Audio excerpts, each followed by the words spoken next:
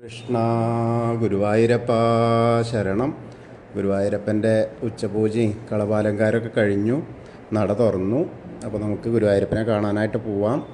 അങ്ങനെ ആദ്യം തന്നെ കിഴക്കേ നടയിലുള്ള മഞ്ജുളാലിനെ ഒന്ന് വലം വെച്ച് അടുത്ത അത്തിമര ഗണപതി ക്ഷേത്രത്തിൽ വന്ന് ഗണേശനെയും കണ്ട് തൊഴുത് ഗോപുരവാതിൽ കടന്ന് അകത്തേക്ക് പോവാം. അങ്ങനെ അകത്തേക്ക് പോയിട്ട് നേരെ നമ്മളാ കൊടിമരം കാണും.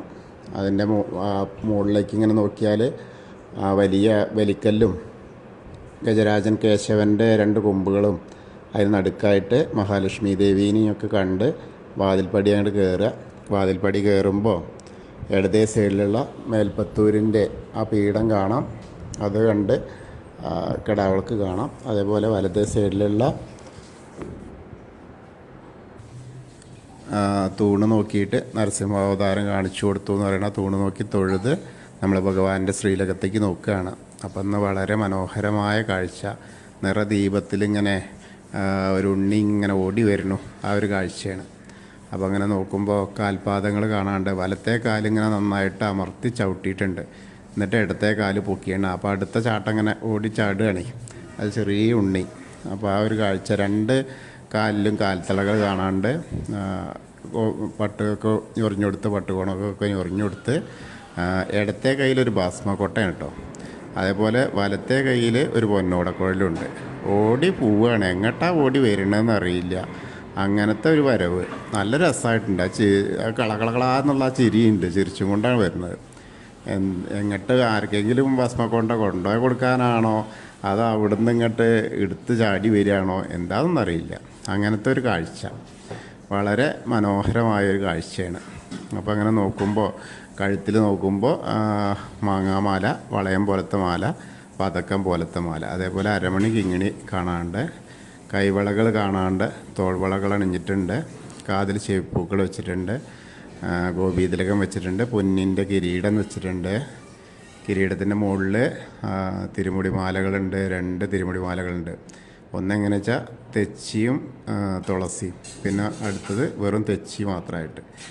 പിന്നെ ഉള്ളത് ഉണ്ടമാല, നല്ലൊരു വലിയ ഉണ്ടമാല.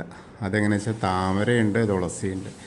അങ്ങനെ 2 തിരുമുടി മാലകളും ഒരു വലിയ ഉണ്ടമാലയൊക്കെ ഇട്ട് നമ്മളെ പൊന്നുണ്ണിക്കണ്ണൻ അവിടെ നിന്ന് ഇങ്ങനെ ഓടി വരികയാണ്. നമ്മൾ ചിലപ്പോൾ ഭക്തരെ ആരെങ്കിലും കണ്ടിട്ട് ആ ഭക്തർക്ക് ആ ഭസ്മം തൊട്ടോ എന്ന് പറഞ്ഞിട്ട് തരാൻ വേണ്ടിയിട്ടാവാം, എന്താണെന്നറിയില്ല. എന്തായാലും വളരെ മനോഹരമായ ആ ഒരു കാഴ്ച. അപ്പോൾ നമ്മളെല്ലാവരും ആ ഗുരുവായൂരപ്പൻ്റെ ആ സോപാനപ്പടിയിൽ നിന്ന് ഭഗവാന്റെ ശ്രീകോവിലേക്ക് നോക്കി കാണുകയാണെന്ന് അങ്ങോട്ട് വിചാരിച്ച് പ്രാർത്ഥിച്ചോളൂ. ആ ഗുരുവായൂരപ്പനെ, ആ പൊന്നുണ്ണിക്കണ്ണനെ മനസ്സിൽ വിചാരിച്ച് അങ്ങോട്ട് പ്രാർത്ഥിക്കുക. അപ്പോൾ ആ ഗുരുവായൂരപ്പൻ്റെ ആ ഉണ്ണിക്കണ്ണൻ്റെയൊക്കെ അനുഗ്രഹം നമ്മളിലേക്ക് എത്തും. അത് കഴിഞ്ഞ് നമ്മൾ സോപാനപ്പടിയിൽ നിന്ന് ഇറങ്ങി അഗ്നികോളിലുള്ള ബലിക്കല്ല് നോക്കി തൊഴാം. പിന്നീട് ആ തിടപ്പള്ളിയും അതേപോലെ ആലിലക്കണ്ണനെയൊക്കെ കണ്ട് സപ്തമാതാക്കളെ കണ്ട് ഗണേശൻ്റെ അടുത്ത് വരിക. ഗണേശനെ കണ്ട് തൊഴുക. എല്ലാവരും കൂടെ പ്രാർത്ഥിച്ചോളൂ. ഏകദന്തം മഹാകായം തപ്തകാഞ്ചന സന്നിഭം ലംബോദരം വിശാലാക്ഷം വന്ദേഹം ഗണനായകം. അത് കഴിഞ്ഞ് ആ സരസ്വതി അറയ്ക്ക് നോക്കുക. സരസ്വതി ദേവീനെ കാണുക, പ്രാർത്ഥിക്കുക. സരസ്വതീ നമസ്തുഭ്യം വരദേ കാമരൂപിണി വിദ്യാരംഭം കരിഷ്യാമി സിദ്ധിർഭവതു മേ സദാ.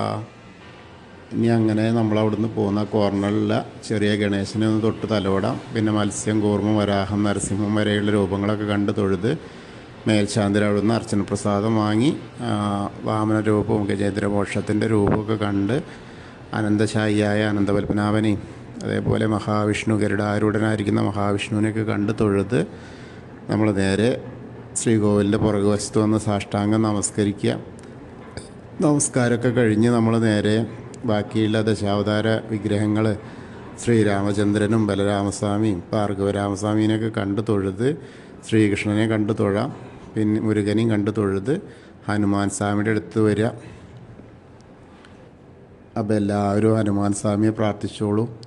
ത്വമസ്മിൻ കാര്യനിര്യാഗേ പ്രമാണം ഹരിസത്തമ ഹനുമാൻ യജ്ഞമാസ്തായ ദുഃഖക്ഷയകരോ ഭവ മനോജവം മാരുതതുല്യവേഗം ജിതേന്ദ്രിയം ബുദ്ധിമതാം വരിഷ്ഠം വാതാത്മജം വാനരയൂതമുഖ്യം ശ്രീരാമദൂതം ശിരസാ നമാമി. ബുദ്ധിർബലം യശോധൈര്യം നിർഭയത്വം അരോഗത അജാഡ്യം വാക്പടുത്തം ഹനുമസ്മരണാത് ഭവേത്. ഓം നമോ ഭഗവതേ ആഞ്ജനേയായ മഹാബലായ സ്വാഹ. അങ്ങനെ അവിടെ തൊഴുത് രാധാകൃഷ്ണ വിഗ്രഹവും കാളിയമർദ്ദന രൂപവും വെണ്ണക്കണ്ണനെയൊക്കെ കണ്ട് തൊഴുത് ഓവിൻ്റെ അവിടെ വന്ന് പ്രാർത്ഥിക്കാം. അതിനുശേഷം കൽപ്പകവൃക്ഷത്തിൻ്റെ ചുവട്ടിലുള്ള താമരക്കണ്ണനെ കണ്ട് തൊഴുത് കിഴക്ക് വശത്തേക്ക് മുകളിലേക്ക് നോക്കിയാൽ കൊടിമരം കണ്ട് തൊഴാം. പിന്നെ മണിക്കിണറും നൃത്താറയും അതേപോലെ കുറൂരമ്മേനെയും നാരദരെയും മേൽപ്പത്തൂരിനെയും വസുദേവരെയൊക്കെ കണ്ട് തൊഴുത് നമ്മളങ്ങനെ വടക്കേ നടയിൽ കൂടെ പുറത്ത് വന്ന് പ്രസാദ കൗണ്ടറിൻ്റെ അവിടെ നിന്ന് ചന്ദനവും തീർത്ഥമൊക്കെ വാങ്ങാം. അത് കഴിഞ്ഞ് നമ്മൾ എടത്തരികത്തുകാവിലെ ഭഗവതിയെ കണ്ട് തൊഴാനായിട്ട് പോവാം. അങ്ങനെ ഭഗവതിയുടെ അടുത്തെത്തിയിട്ട് അമ്മേനെ നമ്മൾ തൊഴുക, പ്രാർത്ഥിക്കുക. എല്ലാവരും കൂടെ പ്രാർത്ഥിച്ചോളൂ. സർവമംഗളമാംഗല്യേ ശിവേ സർവാർത്ഥസാധികേ ശരണ്യേ ത്രയംബകേ ഗൗരി നാരായണി നമസ്തുതേ.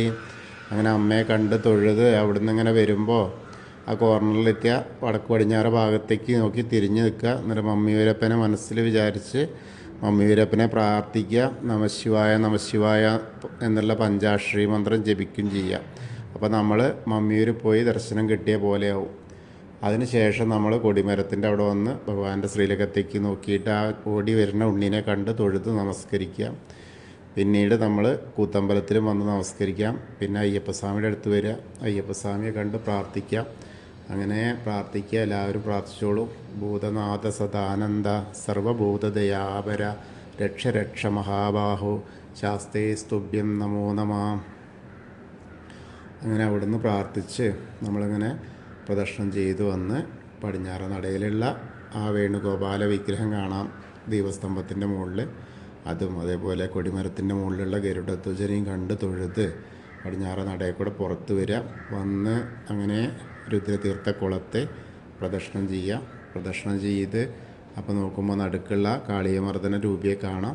പിന്നെ പൂന്താനം തിരുമേനി പൂജിച്ച വിഗ്രഹമുള്ള നാരായണാലയത്തിൽ പോയിട്ട് അത് കണ്ട് തൊഴുത് നേരെ കിഴക്കേ നടയിലേക്ക് വന്ന് ഭഗവതി നടയിലും കിഴക്കേ നടയിലുള്ള വലിയ ദീപസ്തംഭത്തിൻ്റെ അവിടെ ഉള്ള ശ്രീലകത്തേക്ക് നോക്കിയിട്ട് ഒന്നുകൂടി തൊഴുത് നമ്മൾ തെക്കേ നടയിലുള്ള ആ കൂവളത്തെ ഒന്ന് പ്രദക്ഷിണം ചെയ്യാൻ വരിക. പ്രദക്ഷിണം ചെയ്യുമ്പോൾ മഹാദേവനും പാർവതി ദേവീനും മനസ്സിൽ വിചാരിക്കുക. അപ്പോൾ നമ്മൾ ഇന്നത്തെ ഗുരുവായൂരപ്പൻ്റെ ഉച്ചപൂജയും കളഭാലങ്കാരമൊക്കെ കണ്ടു തൊഴുതു. ഭേദമായി വരുന്നുണ്ട്. ഇന്നിപ്പോൾ വലിയ പ്രശ്നങ്ങളൊന്നും കാണാനില്ല. ഇനിയിപ്പോൾ നാളെ മുറി ഒന്ന് നോക്കിയിട്ട് സ്റ്റിച്ചിട്ടത് എന്താണെന്ന് നോക്കിയിട്ട് പറ്റുകയാണെങ്കിൽ വിടാമെന്നൊക്കെയാണ് പറയുന്നത്. അപ്പോൾ അതൊക്കെയാണ്.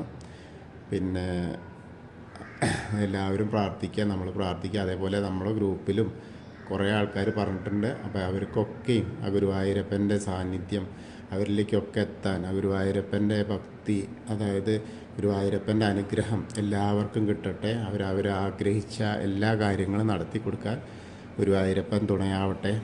കൃഷ്ണായ വാസുദേവായ ഹരയേ പരമാത്മനെ പ്രണതക്ലേശനാശായ ഗോവിന്ദായ നമോ നമഃ. ഹരേ കൃഷ്ണ. ഗുരുവായൂരപ്പാ ശരണം.